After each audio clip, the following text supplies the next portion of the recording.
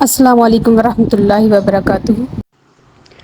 اعوذ باللہ من الشیطان الرجیم، بسم اللہ الرحمن الرحیم۔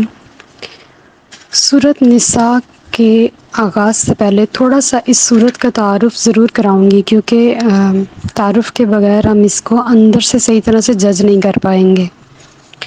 سورۃ نساء مدنی سورت ہے اور 34 رکوع ہیں۔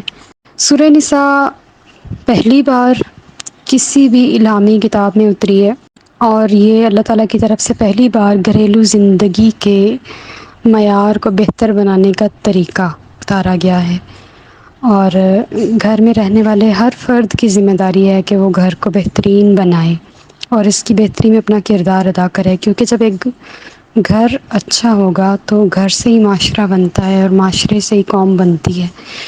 تو یہ چھوٹے لیول سے سٹارٹ ہوتا ہے اور پھر پیک تک جاتا ہے۔ تو ہمیں سورۃ نساء کو پڑھتے ہوئے اپنی گھریلو زندگی کی بنیاد رکھنی چاہیے۔ جب تک ہم پڑھیں گے ہی نہیں، کھولیں گے ہی نہیں، جانیں گے ہی نہیں، ہم کیسے معاشرے کی بنیاد رکھ سکتے ہیں؟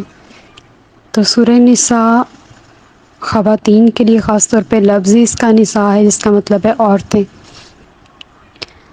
اور اس میں یتیم بچوں کے بارے میں پہلی بار احکامات نازل ہوئے ہیں کہ جب اسلام سے پہلے یتیموں پر زیادتیاں کی جاتی تھیں، انہیں صحت مند ماحول نہیں ملتا تھا اور وہ اپنی مرضی کی زندگی نہیں گزار سکتے تھے، اور ان کے سارے مال اسباب پہ قبضہ ہو جایا کرتا تھا اور وہ بالکل ہی یتیمی کی زندگی گزارتے تھے۔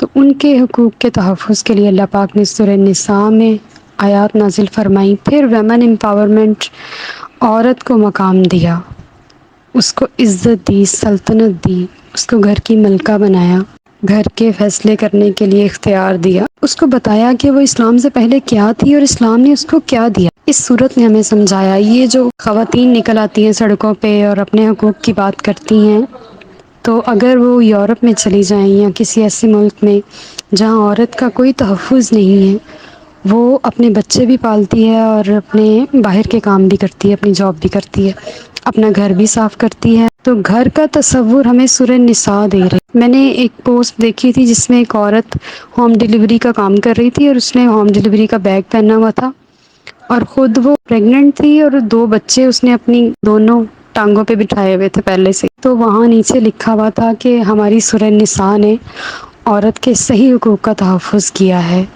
کہ یہ جو عورتیں ویمن امپاورمنٹ کی یا عورتوں کے حقوق کے غلط انداز سے بات کرتی ہیں، اس کے اوپر انہوں نے پورا ایک گروہ بنا لیا اور اس کو تیاری کروا کے تو ہمارے اوپر روز 8 مارچ کو نافذ کر دیا جاتا ہے۔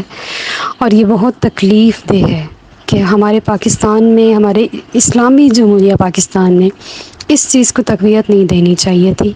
عورت مارچ کیا ہے؟ عورت کی تذلیل ہے۔ عورت کو عزت تو سورۃ نساء دے رہی ہے اور اس کو گھر کی ملکہ بنا رہی ہے، اور اگر وہ جاب کرنا چاہے تو اس کے اوپر کوئی زبردستی نہیں ہے کہ لازمی کرنی ہے۔